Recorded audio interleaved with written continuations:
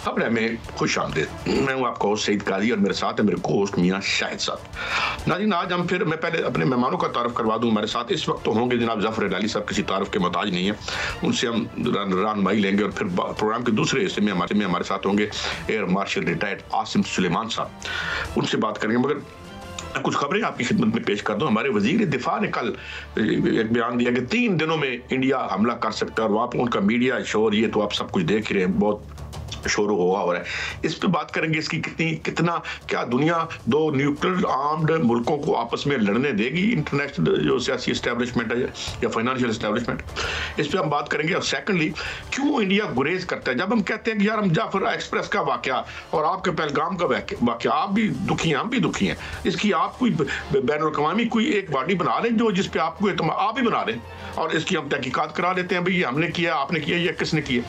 इस पे हम बात करेंगे। इसके साथ साथ चीन तो हमारा साथ देगा ही और दे ही रहा है, इसके साथ मुसलमान ममालिक जो हैं वो भी अब हमारे साथ आके खड़े हो गए हैं। और आखिर में हम एक अहम बात जिस पे खबर आ रही है कि जो सिख हिस्सा है इंडियन फौज का, वो कहते हैं जी कि हम जंग नहीं करेंगे, बल्कि यहाँ तक कह रहे जी हम पंजाब से ऊपर से आपको आगे नहीं आने देंगे। तो इसमें कितनी सच्चाई है, इस पर हम बात करेंगे। और क्या एक जो उनके नॉर्दर्न कमांड के जो कमांडर हैं जनरल कुमार, उनको क्यों हटाया गया है, क्या आर्मी ये मशवरा दे रही है, क्या कहा जा रहा है कि मोदी साहब को कि हुजूर आप बढ़ के छड़ के मार लिया करें, कोई सियासत चमकानी, आपने कोई 4 वोट मिल जाते हैं आपको, आपने उल्लू बना रखा है बहुत लोगों को, तो ये करते रहे, मगर डोंट बी सीरियस, क्योंकि वार is a very serious business ना। इस पर बात करते हैं, हमारे साथ हिलाली साहब है। बहुत शुक्रिया हिलाली साहब, आपने इस जो डिप्लोमेसी और दुनिया बैनुल-अक़वामी अमूर के दश्त में बहुत खाक छानी है और बड़ा आपका नाम है। हिलाली साहब, ये फरमाइए कि डू यू थिंक ये बड़ी क्रेडिबल स्टेटमेंट थी, और जिस तरह हम खौफजदा कौम हो चुकी है, बल्कि पूरा साउथ एशिया, कि 3 दिन में ये हमारे ऊपर हमला करने वाले हैं, और हमें कितना सीरियस लेना चाहिए हमारे मोहतरम वजीर दिफा साहब को। जी हिलाली साहब।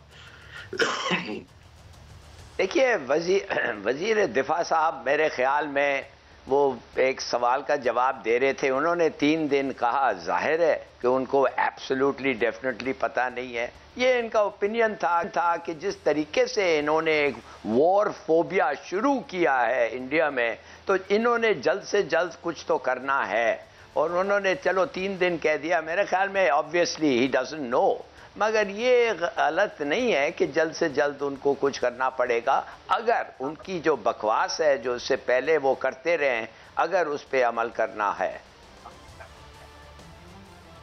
अच्छा, तो हिलाली साहब ये फरमाइए कि ये जो उनसर आया है और खबरें आ रही हैं कि एक पेज पे नहीं है, और नेचुरली तो डू यू सी सम इसमें कोई हकीकत लगती है कि आर्मी इस हवाले से एक पेज पे ना हो पुलिस आपके साथ, या महज अफवाह है? देखिए, हम लोगों को इतना तो पता नहीं है कि आर्मी में, इंडिया की आर्मी में क्या फीलिंग्स है। हमारे इंटेलिजेंस एजेंसीज को ज़रूर पता होगा, मगर एज अ पब्लिक हमें कोई आइडिया नहीं है। मैं भी, जैसे आपने भी शायद देखा हो, एक क्लिप देखा था जिधर लगता ऐसा है कि एक बीजेपी का पॉलिटिशियन बैठा हुआ है कोई, और वो कुछ कह रहा है, और फौजियों जो हैं वो अपने कागज़ लपेट के निकल रहे हैं, और एक कमेंटेटर कर रहा है कि वो कह रहे हैं कि हम तैयार नहीं है जंग के लिए, तो हम अभी नहीं लड़ सकते, और ये कह के वो एक कमेंटेटर कर रहा है। तो पता नहीं उस क्लिप की क्या ऑथेंटिसिटी है, कितना सही है, कितना झूठ है, मगर आई डोंट थिंक कि पब्लिक में हमें कोई ऐसी इत्तला है कि army and the government is divided even in India. लेकिन हलाली साहब, जो मोदी सरकार है वो तो आर्मी चीफ के साथ मीटिंग भी कर रहे हैं, साथ साथ ये भी नज़र आ रहा है कि उनके जो नॉर्दर्न कमांड के जो कमांडर थे मेजर जनरल, उनको हटाया गया, उन्होंने इनकार कर दिया था। ये खबरें आ रही हैं कि पाकिस्तान के ख़िलाफ़ कोई कार्रवाई की जाए, क्योंकि वो तो जानते हैं ना कि ये खुद साख्ता है। तो इसके अलावा 5 सिख फौजी जो हैं वो अपनी ही फायरिंग से उन्होंने हलाक कर दिए। ये एक बगावत की सी सूरत हाल है एक तरफ, दूसरी तरफ जो आर्मी चीफ के साथ मुलाकातें और हमले का माहौल। अगर ये हमला होता है और दूसरी जानब जो फ़ौज की हालत है, उनकी भारतीय फ़ौज की हालत, तो फिर पाकिस्तान उसका कैसा सरप्राइज़ दे सकता है? सर, देखिए, 2 बातें हैं, जल्दी से मैं आपको बता दूं। एक तो उनको हुक्म पूछा होगा, ये मोदी ने पूछा होगा कि तुम तैयार हो जंग लड़ने के लिए, और उन्होंने कहा हरगिज़ नहीं तैयार हैं। आपको याद होगा कि ये जो है इसका नाम क्या था, वो पारसी, उनका एक आर्मी चीफ था मैनेकशॉ। उस जमाने ईस्ट पाकिस्तान 1971 की बात है, जब इंदिरा गांधी ने उसे कहा चढ़ जाओ पाकिस्तान पे, मैं कह रही हूँ मेरा ऑर्डर है कि यू विल अटैक, तो मैनेकशॉ ने उसने कहा कि बेगम साहब हम नहीं अटैक कर सकते और जब तक मुझे 9 महीने चाहिए, 9 महीने तक मैं तैयार नहीं हूँगा अटैक करने के लिए। तो फिर उसने अपना ऑर्डर वापस ले लिया और 9 महीने हिंदुस्तान ने ठहरा और फिर अटैक किया। तो शायद ऐसा कोई सिचुएशन हो जो ये नॉर्दर्न कमांडर ने कहा होगा कि आप तो बड़ा आसान है ऑर्डर देने, मगर हम तैयार नहीं है फॉर द फॉलोइंग रीजंस, और उसने रीजंस भी दिया होगा। तो अब दूसरी बात ये है कि ये हुआ या नहीं हुआ और इससे हम कैसा फ़ायदा उठा सकते हैं। मेरे ख्याल में हम तो इन लोगों को शुरू में कह भी दिया कि we will react with our full force and full authority. अब अगर हम उनको एक दफ़े और बता दें कि ये आप लोग क्या एक एक से लड़ रहे हैं कि तैयार है कि नहीं, एक आदमी, एक हवाई जहाज़, एक कोई चीज इस इंटरनेशनल बॉर्डर को क्रॉस करेगा with malign intent, in other words India से आ रहा है, हम उसको वो जवाब देंगे जो हम वी आर रेडी फॉर, और फुल स्पेक्ट्रम रिस्पांस होगा। मैं तो समझता हूं इनको बता देना चाहिए कि वॉर का मतलब ये है कि आपका कोई आदमी क्रॉस करने की कोशिश करे, हम रिएक्ट करेंगे और पूरी कोशिश, और हमने कह दिया है, एक दफे और कह दें, कोई हर्ज नहीं होगा।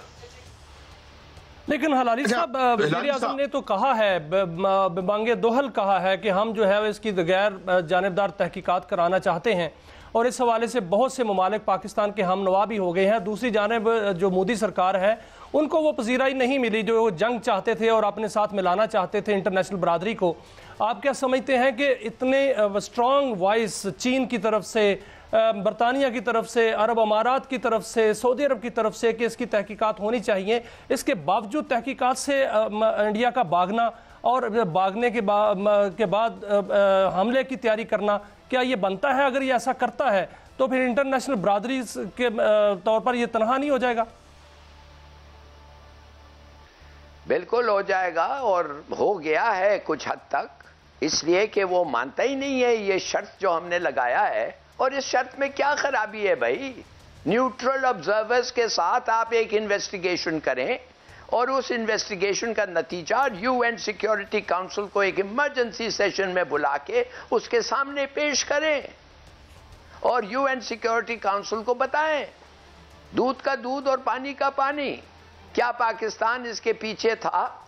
और अगर पीछे था तो पाकिस्तान को हम कंडेम करेंगे, और अगर पीछे नहीं था और ऐसे ही तुमने अटैक किया जैसे तुमने इराक में झूठ बोल के कि एक mass weapons of mass destruction Saddam के पास है, झूठ बोल के अटैक किया, 10 लाख लोग मारे गए, अगर तुम एक और ऐसे होमिसाइडल मेनियाक के तरह एक्ट करना चाहते हैं तो आ जाओ, हम तैयार हैं, और पूरी दुनिया के सामने हम ये कहें उनको।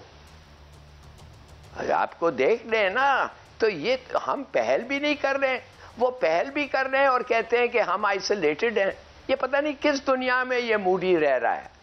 असल तो ये चाय वाला है जी, चाय वाला ये कोई रेलवे स्टेशन में चाय बेचता था, इसको इसलिए कि ये है एक दहशतगर्द हिंदू, ये है वो इंतहा पसंद हिंदू, इसको बीजेपी, ये जो है बीजेपी और शिवसेना और क्या हिंदू महासभा और पता नहीं क्या क्या इनके एक्सट्रीमिस्ट जो हैं, और ये टेररिस्ट भी हैं, पकड़े भी गए हैं। इनका एक अफसर तो हमारे जेल में बैठा हुआ है, पकड़ा हुआ, और उसने सब बता दिया है कि हमें मुझे क्या मोदी सरकार तो सलामती कौंसिल की जानिब भी नहीं आ रही। वो तो इल्ज़ाम लगा रहे हैं चीन पर भी, तुर्की पर भी, और चीन पर इल्ज़ाम लगाए मिसाइल दे दिए हैं, तुर्की पर इल्ज़ाम लगाए असला दे दिया है।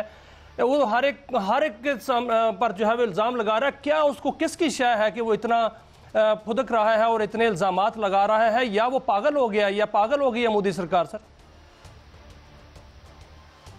हाँ, मेरे ख्याल में इतना इसको ब्रेन्स नहीं है कि वो पागल भी हो। ये चाय वाला है जी, चाय इसकी औकात है चाय बेचना, और कुछ नहीं। पता नहीं कैसे इलेक्ट हो गया, और ऐसे ही जीतता है कि हर साल इलेक्शन के पहले, हर 1.5 साल इलेक्शन के पहले ये आके पाकिस्तान पे वो मुसलमानों को मारता है।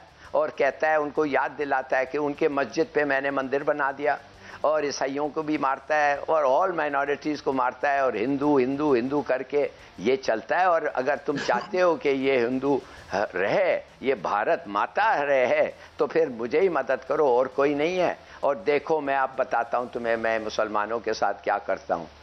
आपने देखा उसने गुजरात में क्या किया। He is a murderer. इसको तो अमेरिका ने भी बैन कर दिया था आने का, इसलिए कि ये मैस मर्डर में इसका हाथ था।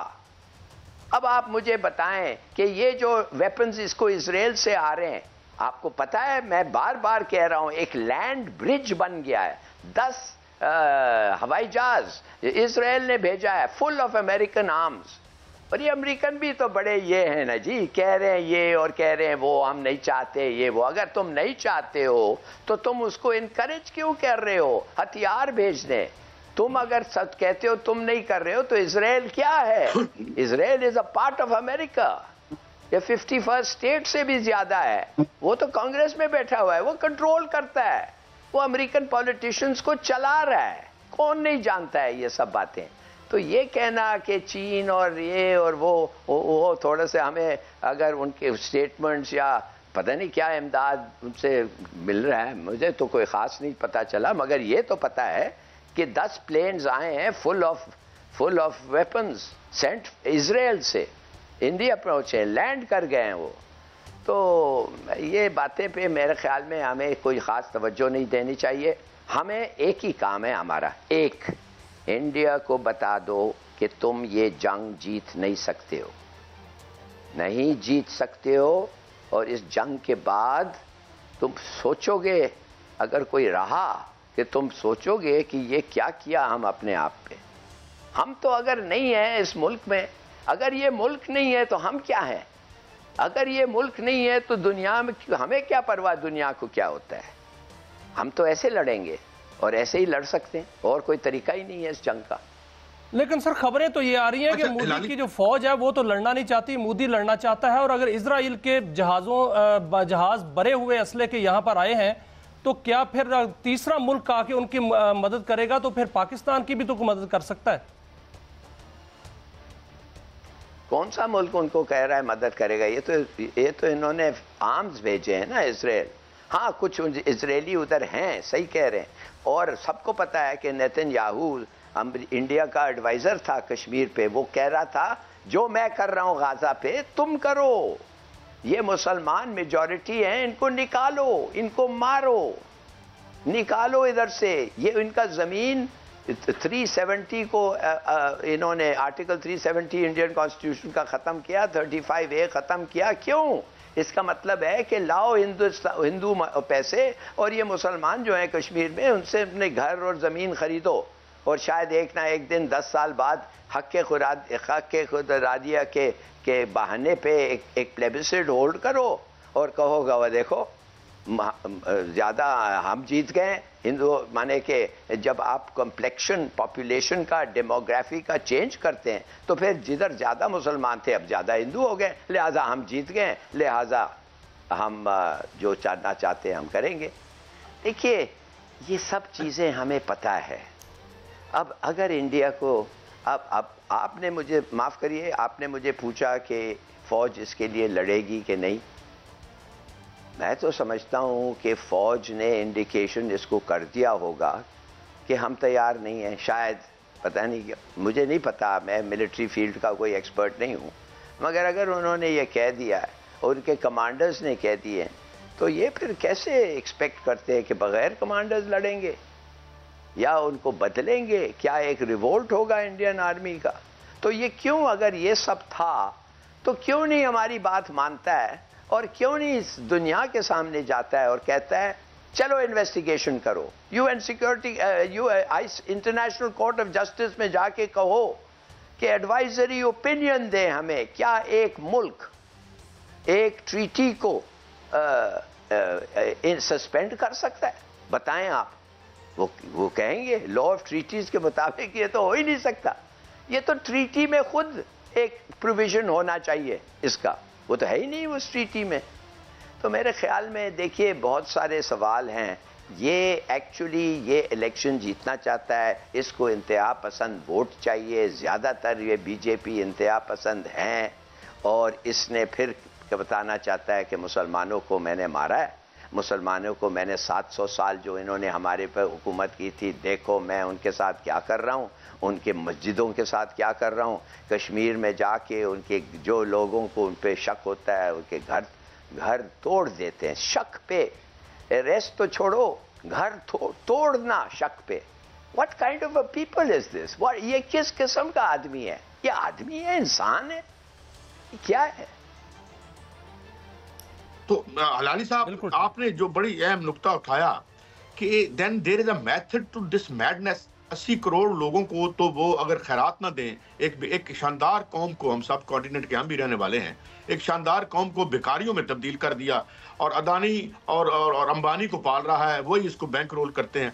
तो नेचुरली ही need something to keep his popularity. और सबसे जो इसका मतलब है कि पसमानदा परतें जो हैं भारतीय समाज की, उनको मोबिलाइज करना ही मकसद है। चूंकि कहा यह जा रहा है, माफी चाहता हूं लंबे सवाल के, कि इलेक्शन से पहले और इन्हीं की अदवार में ये बर्बरियत के वाकयात होते हैं। लाली साहब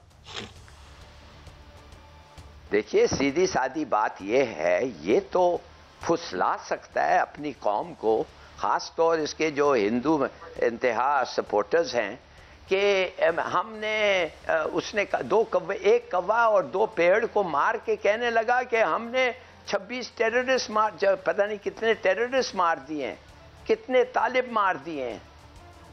झूठ।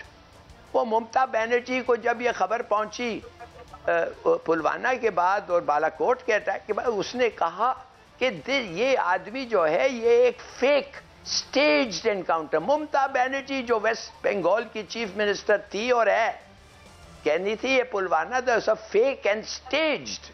ये कुछ भी कर सकता है, और इसकी जो पब्लिक है ये कुछ भी, ये जो इनके जो टेलीविजन स्टेशंस हैं, ये तो आज एक वॉर ऑपरेशन सेंटर बन गए।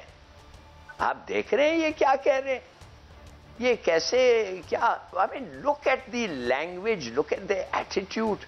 भाई बैठो, आराम से बैठ के कहो अपनी गवर्नमेंट को कि आप कह रहे हैं कि ये फेक, ये स्टेज्ड ऑपरेशन था। चलिए, पाकिस्तान कह रहा है हम कोऑपरेट करना चाहिए, कोई न्यूट्रल बॉडी को ले लें, यूएन से अपॉइंट करवा ले, UN security council, UN general assembly से कहें कि 10 लोग बिल्कुल न्यूट्रल लोग, हमारे ना हमारे साथ, ना इंडिया, ना पाकिस्तान, ना इंडिया के साथ बैठ के फैसला करने दें, उनको मदद करें। फर्ज है आपकी उनको मदद करना। Let them go, let them ask questions, उनको पूछने दें, इन्वेस्टिगेट करने दें, घूमने दें इन दोनों मुल्क में, पता करें कि ये क्या है। ये क्यों नहीं करता है? ये जल्दी आके 2-4 बम गिरा के वापस जाना, कहना कि फिर मैंने एक मस्जिद को शहीद कर दिया, मार दिया, और ये कर दिया, वो कर दिया। What is this man after? इसका लॉजिक क्या है? और ये जो, लेकिन सर इसको अगर भारत से बाहर देखा जाए तो मुसलमान हर जगह जो है वो ज़ेरे अताब हैं। आप ईरान में देखें कि बहुत बड़ा हमला हो जाता है, गजा में जो है सारा तबाह कर दिया गया, कश्मीर में मुसलमानों पर जुल्म ढाया जा रहा है, भारत के अंदर मुसलमानों पर जुल्म ढाया जा रहा है, पूरे दुनिया में मुसलमान जो हैं वो ज़ेरे अताब हैं। तो मुस्लिम उम्मा जो है वो क्या इकट्ठी होगी? क्या एक जो है प्लेटफॉर्म पर इकट्ठी होकर अपने हकूक़ और अपनी जो अहमियत है उसका तहफ़्फ़ुज़ करेगी? मुसलमान मुल्कों को अभी पछता रहे होंगे, बहुत पछता रहे होंगे। क्यों नहीं न्यूक्लियर वेपन्स उन्होंने बनाया, और हमने क्यों बनाया? और हमें क्या इस वक्त बचा रहा है? हमें छोड़े नॉर्थ कोरिया को अमेरिका से क्या बचा रहा है? अगर यूक्रेन के पास एटॉमिक वेपन्स होते, क्या आप ख्याल है पुतिन उनको अटैक करता? रूस हमें क्यों नहीं अटैक किया जब आया अफगानिस्तान फतह करने के लिए? देखिए, बात सीधी सादी ये है कि मुसलमान मुल्कों के पास जुर्रत नहीं थी। हम तो घास खा के एक वेपन बनाए हैं ना। हम तो क्या क्या सैंक्शंस को नहीं भुगतते हैं अपनी बम बनाने के लिए। अब हमारे पास हैं 170 हैं, क्रूज और मिसाइल्स हैं, डिलीवरी सिस्टम है, बॉम्ब है, whether by sea, air, land, हर किस्म का हमारा डिफेंस है। तो ये है जो हमें अभी तक रखा हुआ है। नहीं तो आप समझते हैं ये मुल्क जो हमारे से 10 गुना ज़्यादा लैंड एरिया है, रिसोर्सेज हैं, पैसे तो उससे भी ज़्यादा हैं, और इनकी जो फ़ौज है मैं तो समझता हूँ 2-3 गुना ज़्यादा है, इनकी एयरफोर्स 5-6 गुना ज़्यादा है, नेवी 8 गुना ज़्यादा है। ये क्यों नहीं कर सके अभी? इसलिए इनको पता है कि ये जंग अगर ऐसी होगी और उस किस्म की जंग होगी जब पाकिस्तान भी अपना फुल स्पेक्ट्रम हमें ये देगा जवाब, कुछ नहीं रहेगा जीतने के लिए यार। तो इसलिए ये बचे रहे। अगर सदाम हुसैन के पास न्यूक्लियर वेपन्स होते जो इन्होंने झूठ करके कहा तो 10 लाख इराकी शहीद होते? बिल्कुल नहीं होता। क्यों नहीं नॉर्थ कोरिया आपको मैं आज बता रहा हूं, एक ही चीज है नॉर्थ कोरिया को अमेरिकनों के बारे में, और वो ये है कि तुम हमारे को अटैक करोगे, हम लॉस एंजलिस को खत्म कर देंगे, बस, नहीं तो और तो कुछ नहीं कर सकते। मगर नॉर्थ कोरिया किधर और अमेरिका किधर? नहीं लाली साहब, इसका मतलब ये है कि जो इंटरनेशनल एस्टेब्लिशमेंट है उन्होंने ये अब कंपल्सरी कर दिया है कि अगर आपने दुनिया में इराक नहीं बनना, शाम नहीं बनना, गजा नहीं बनना, तो you have to have nukes. आखिरी सवाल जी जनाब हिलाली साहब। भाई आपके दुश्मन के पास बॉम्ब है, आपका दुश्मन के पास बॉम्ब है और आपके पास नहीं है, और आप उसको मुंह बना रहे हैं और उसको प्रोवोक कर रहे हैं, उसको कर रहे हैं, क्या कर रहे हैं आप?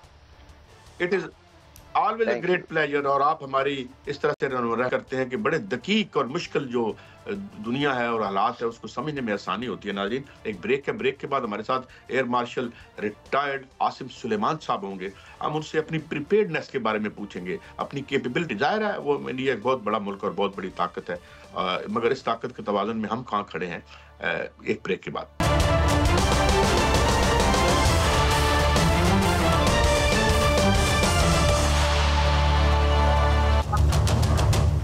Welcome back. नाज़रीन, ने ज्वाइन किया है एयर मार्शल रिटायर्ड जनाब आसिम सुलेमान साहब ने। बहुत शुक्रिया आपके वक्त के लिए।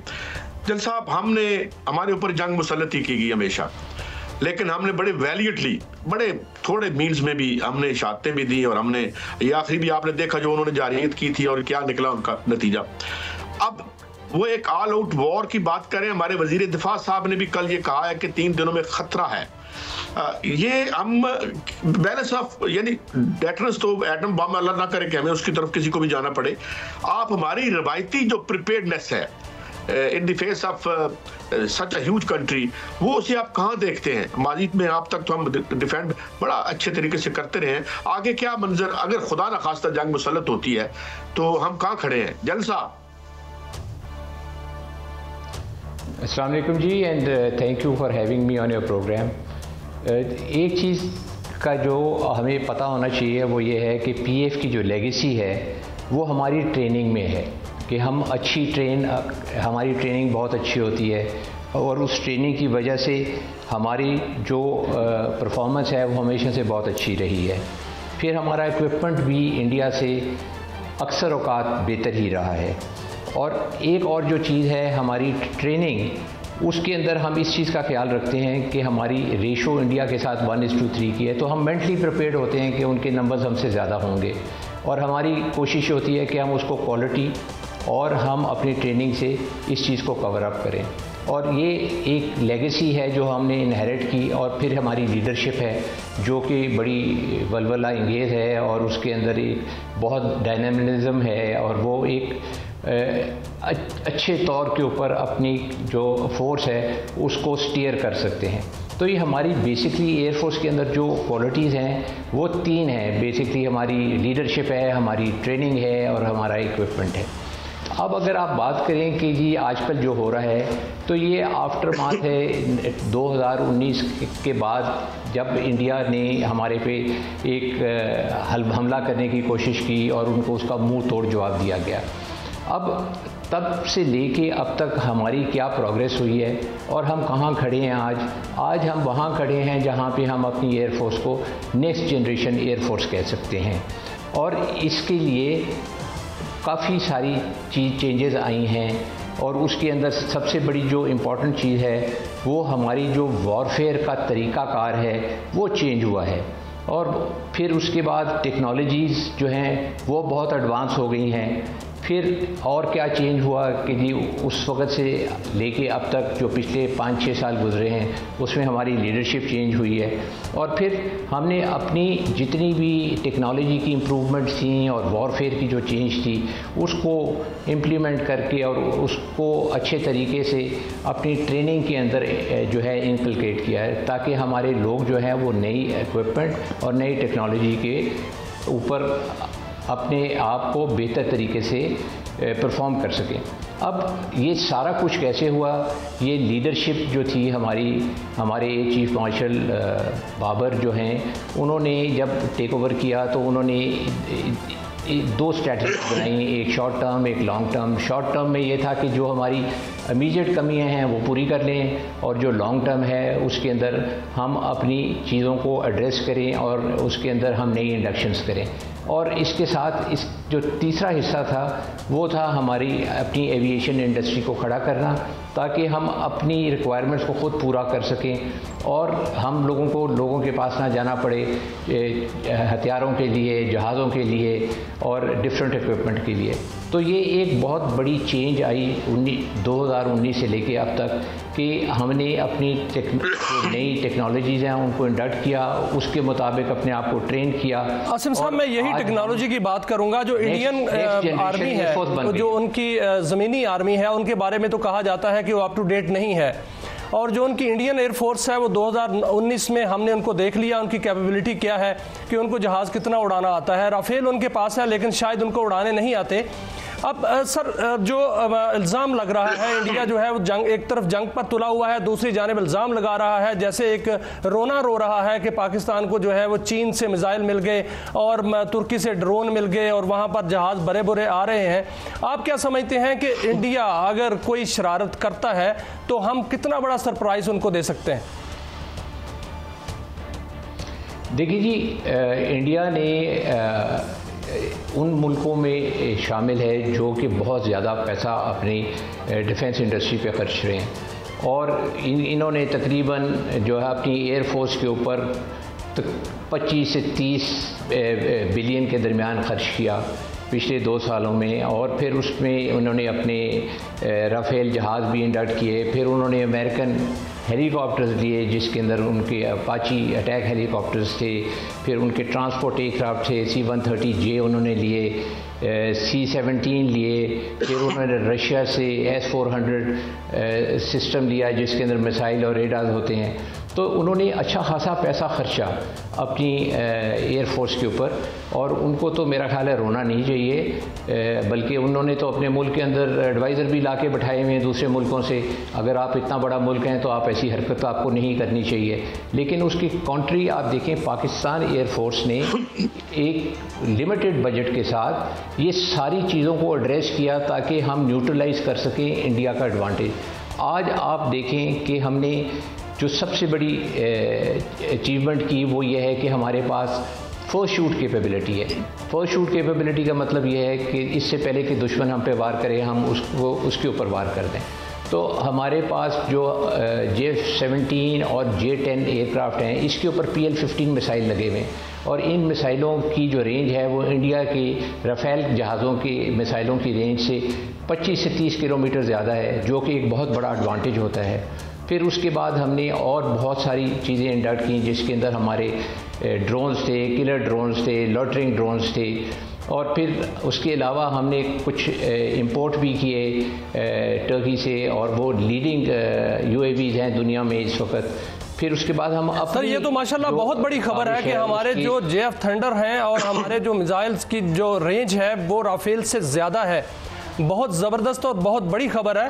2019 में इंडिया ने जब शरारत की थी वहाँ से LOC की जानिब से, और उनको टारगेट कर लिया गया था, और वहाँ पर टारगेट जो है वो लॉक भी कर लिए गए थे। अब अगर वहाँ से शरारत होती है या समंदर की जानिब से शरारत होती है तो अब भी हमने हदफ मुकर्रर कर लिए हैं सर? जी बिल्कुल, एक चीज़ याद रखें कि पाकिस्तान एयरफोर्स के अंदर जो कैपेबिलिटी है इस वक्त इंडिया में इतनी सख्त नहीं है कि वो आके हमें चैलेंज करें। देखें, ये एक ऐसा प्रोसेस, वो भी एक प्रोफेशनल एयरफोर्स है, उनके पास भी अच्छे जहाज़ हैं, और फिर उसके बाद तो इक्विपमेंट के ऊपर आ जाती है बात कि जी आपकी ट्रेनिंग कितनी अच्छी है और आप अपना इक्विपमेंट कितनी अच्छी तरह अप्लाई कर सकते हैं। जिस तरह मैंने आपसे कहा कि हमारे जहाज़ों के पास, उनके जहाज़ों, हमारे मिसाइलों की रेंज उनके जहाज़ों के मिसाइलों की रेंज से ज़्यादा है। फिर इसके बाद एक जो और इम्पॉर्टेंट चीज़ है वो ये है कि हमारे पास भी उनका जो S-400 सिस्टम है उसी किस्म का हमारे पास भी कैपेबिलिटी है।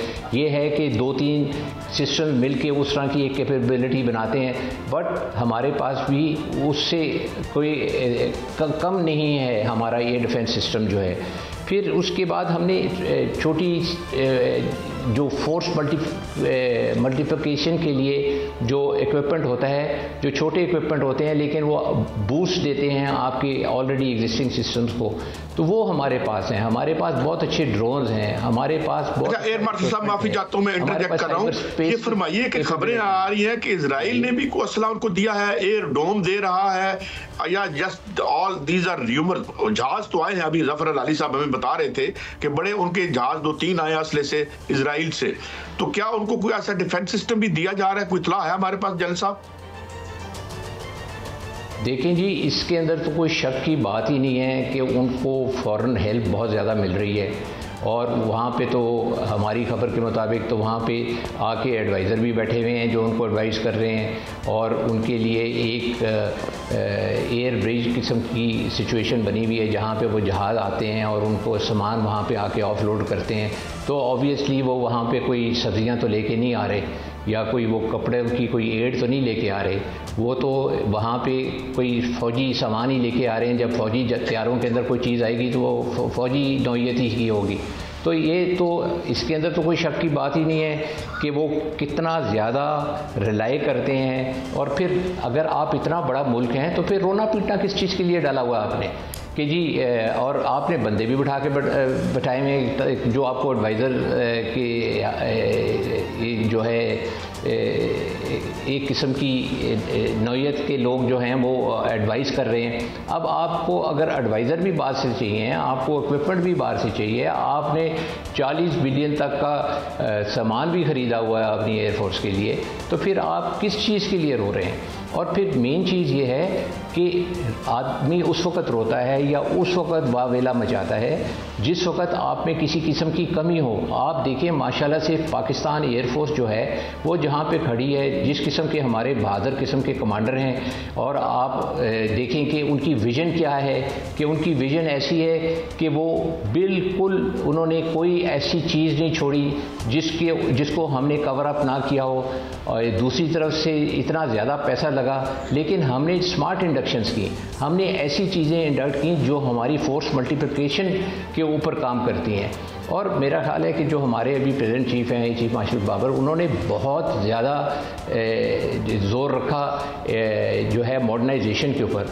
तो आज ऐसे नहीं लोग कहते सर, बिल्कुल आप ठीक कह रहे हैं, बाहर से उनको इमदाद मिल रही है, ख़ास तौर पे इसराइल से उनको इमदाद मिल रही है। उनकी जो एयरफोर्स है वो जहाज़ उड़ाना नहीं जानती, उनकी जो ज़मीनी फ़ौज है वो लड़ना नहीं चाहती, और अभी जो है वो सिख फौजियों को उन्होंने खुद ही अपनी फायरिंग से हलाक कर दिया है। वहाँ से एक बगावत सी की जो कैफियत पैदा हो गई है। और सिख का आज मैं एक रहनुमा का बयान सुन रहा था कि हमसे ऊपर से गुजर कर जाना पड़ेगा इंडियन फोर्सेस को अगर उन्होंने हमला किया। ये और उनका जो एक जनरल साहब जो है वो कह रहे हैं कि शायद हमने ये खुद साख्ता किया है, और इसलिए वो उनको नॉर्दर्न कमांड के कमांडर को भी वहाँ से बदल दिया गया कि उन्होंने कहा पाकिस्तान पर कार्रवाई नहीं करना चाहता।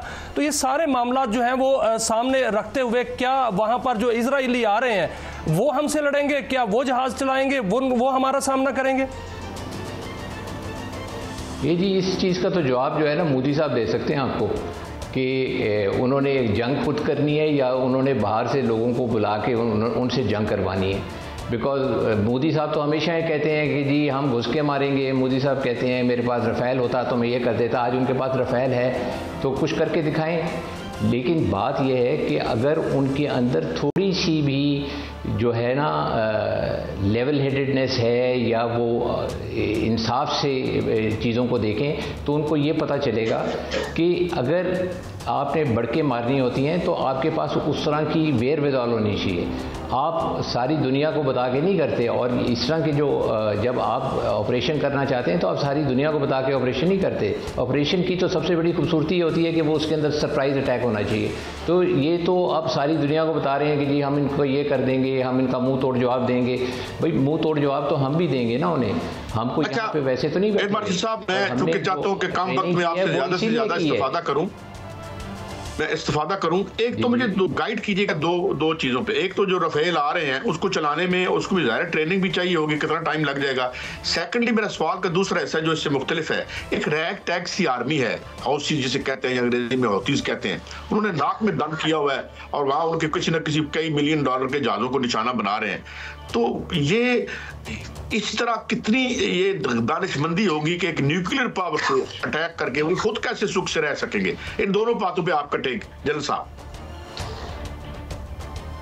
देखिए जी, रैग टैग आर्मी जो होती है वो और तरीके से जंग लड़ती है, और जो एक रेगुलर आर्मी होती है वो किसी और तरीके से जंग लड़ती है। तो हम ये दो सिचुएशंस को तो नहीं मिला सकते, लेकिन एक चीज़ है कि जब किसी में वलवला हो, चाहे वो छोटा हो या बड़ा हो, वो वलवले वाला ही जीतेगा। जो बहादुर है वो जीतेगा, जिसका दिल बड़ा है वो जीतेगा। तो ये इसका तो जवाब बड़ा सिंपल सा है कि हमारे पास दिल भी है, वलवला भी है, और हम जो भी हमारा साइज़ है वो इतना काफ़ी है कि हम अपने दुश्मन को मुंह तोड़ जवाब दे सकें। और दूसरी बात आ गई जो आप बात कर रहे हैं कि जी कि हमारी न्यूक्लियर पावर है। देखिए, न्यूक्लियर पावर के साथ पहली तो बात है कि कभी आज तक जंग हुई नहीं है, और ना ही मेरे ख्याल में कभी हो सकती है। तो ये भी एक मिसकंसेप्शन है इंडियंस के दिलों में कि जी हम किसी किस्म की मिस एडवेंचर कर सकते हैं पाकिस्तान के साथ। पाकिस्तान के साथ मिस एडवेंचर नहीं हो सकता। वो इसलिए नहीं हो सकता। सर देखिए, इंडियन मीडिया खबर चला रहा है कि दिल्ली के स्कूल जो हैं वो भी खाली करा दिए गए हैं। बॉर्डर से लेकर दिल्ली तक का बड़ा फासला है, उनको हमसे क्या खतरा है? हम क्या दिल्ली तक पहुंच जाएंगे? हम दिल्ली तक जाना चाहते हैं। दूसरी जो खबरें ये भी आ रही हैं कि जो हमने टारगेट्स भी जो है वो लॉक कर लिए हैं। क्या हमने टारगेट्स लॉक कर लिए हैं? अगर कोई शरारत होती है तो हम फिर उन टारगेट्स को हिट करेंगे? देखिए, पाकिस्तान एक बहुत रिस्पॉन्सिबल मुल्क है, और इस तरह की मिस एडवेंचर तो हम कभी भी नहीं करेंगे। और अगर इंडियंस हमें इसके फोर्स करें, अगर हमें वो इस कोने में लेके जाएं जहाँ पे हमें कोई रिएक्शन दिखाना हो, तो हम उससे गुरेज भी नहीं करेंगे। और मैं तो खुद तकरीबन 3.5-4 साल रहा हूँ दिल्ली में। मैं वहाँ पे एयर एडवाइज़र था, और पहले भी इस तरह की एक सिचुएशन आई थी 2001-2 में, जब इसी तरह की एक सिचुएशन बनी थी। ये चीज़ याद रखें कि उस वक़्त तो इनके पास एक रीज़न था कि चले जी हमारी पार्लियामेंट पे अटैक हुआ, जिसने भी किया वो एक अलहदा बात थी, ब्लेम तो अल्टीमेटली उन्होंने पाकिस्तान पे करना था। तो वो एक रीज़न था कि जी हमारी पार्लियामेंट अटैक हुई। इस दफ़ा तो कोई पार्लियामेंट नहीं अटैक हुई, कोई इनका जो है वो सब्सटेंशियल एविडेंस नहीं है। उनकी जो बात जो करते हैं वो एक बात दूसरी बात से नहीं जुड़ती, और उसको इन्होंने एक एक्ट। लेकिन सर, एक जानब इतनी बड़ी बढ़के और दूसरी जानब इतना खौफ कि दिल्ली तक स्कूल जो है वो खाली करा लिए और बस्तियां खाली करा ली। इतना बड़ा खौफ और दूसरी जानब इतनी बड़ी बढ़के ना मारे फिर। जी बिल्कुल, आप ठीक कह रहे हैं। पाकिस्तान देखें, पाकिस्तान एक बहुत ही बहादुर मुल्क है, और पाकिस्तान के अंदर हर किस्म की कैपेबिलिटी है। हमारे पास फ़ौज है, हमारे पास नेवी है, हमारे पास एयर फोर्स है, हमारे पास वेपन्स हैं जो कि इस्तेमाल के लिए नहीं होते, सिर्फ वो जो है वो डिटेरेंस के लिए होते हैं। तो ये सारी चीज़ें जब आप देखते हैं तो आप कैसे एक मुल्क के साथ उठ के पंगा कर सकते हैं? ये मेरे तो ख्याल में कि ये बहुत बड़ी भूल होगी, और अगर हुआ तो इसका इंडिया को खमियाजा भुगतना पड़ेगा। और ये जो ड्रामे मोदी साहब करते हैं कि जी अब दिल्ली में स्कूल खाली करा लिए, ये स्कूल बंद करा लिए, या बॉर्डर के एरियाज़ के अंदर आपने लोगों को कहा कि जी आप कटाई करें और अपनी जो है फसलें साफ करें, तो ये वाली बात जो है ये उनको ज़ेब नहीं देती। इंडिया एक बड़ा मुल्क है, उनको अपना जो है रुतबा जो है उसको इस तरह डाउनग्रेड नहीं करना चाहिए। और एक बड़े मुल्क के अंदर तो आप ऑलवेज यूर मैग्नेनिमस, आप देखते हैं चीज़ों को कि तो बैलेंस तरीके से देखी जाए चीज़ें। ये जो इन्होंने ये वावेला मचाया हुआ है, मेरे ख्याल में तो इसमें जान ही नहीं है। और फिर इसके अंदर एक और रीज़न ये है कि आप जंग नहीं करना चाहते, इसलिए आप ये काम कर रहे हैं। हमेशा भड़क वो बंदा मारता है जो कि लड़ना नहीं चाहता और वो अपनी आवाज़ और बुलंद आवाज़ से दूसरों के ऊपर प्रेशर डालना चाहता है। तो मेरा तो नहीं ख्याल कि उनके मुल्क के अंदर इस तरह की कोई सेम्बलेंस है कि वो जो बात कर रहे हैं उसके अंदर कोई वज़न है। वज़न कोई नहीं है उसके अंदर, बस सिर्फ ये है कि ज़बान का खेल है। ज़बान के खेल से जो है ये ना आप जंग कर सकते हैं, और ज़बान के खेल से ना ही आप किसी को डरा सकते हैं। तो ना हमने डरना है, ना हम उनसे किसी चीज़ से पीछे हटेंगे। अच्छा, एक और पहलू से बात पूछना चाहूँगा। पहले भी उन्होंने किया था, एक और खाई थी। ठीक, अच्छा जल्द साहब ये फरमाइए कि इंटरनेशनल एस्टेब्लिशमेंट भी तो बैठी हुई है और 2 न्यूक्स से जो आर्म्ड फ्लैश पॉइंट बन गया है, पूरा सैयारा जो है वो तबाही की तरफ जा सकता है। क्या कोई रोल इंटरनेशनल एस्टेब्लिशमेंट भी प्ले करेगी कि भाई जरा बच बचा के जिंदा रहने की कोशिश करो? Do you see the intervention from the world outside?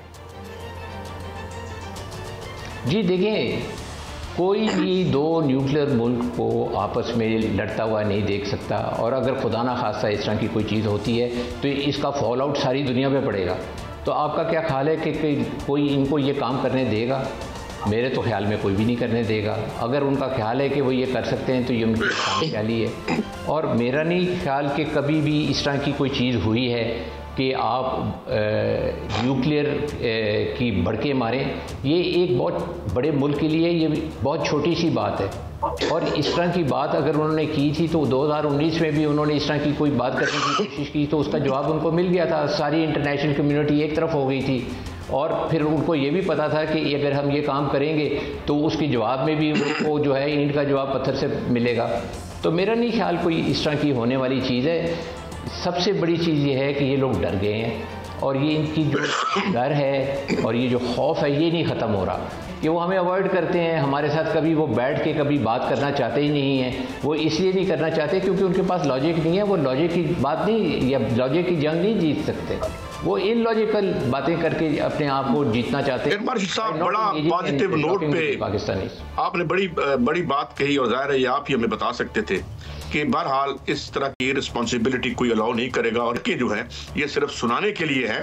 और मेरे ख्याल में हमें वापस और मिल के हमें इस अफरीद को, टेररिज्म का हम भी विक्टिम है, आप भी विक्टिम है। हमारे अवाम की हालत, अपनी हालत देखें आप। हमें अपने अरबपति गिनवाते रहते हैं, 80 करोड़ लोग जिनको खैरात पे आपने रखा हुआ है। हमारी भी कोई इतनी खुशनुमा जिंदगी नहीं है। Let's create a better world for our people. इसी हैप्पी नोट पे या हैप्पी ख्वाहिश में हम आज के प्रोग्राम को एंड करते हैं। कल फिर मिलेंगे। अल्लाह हाफिज।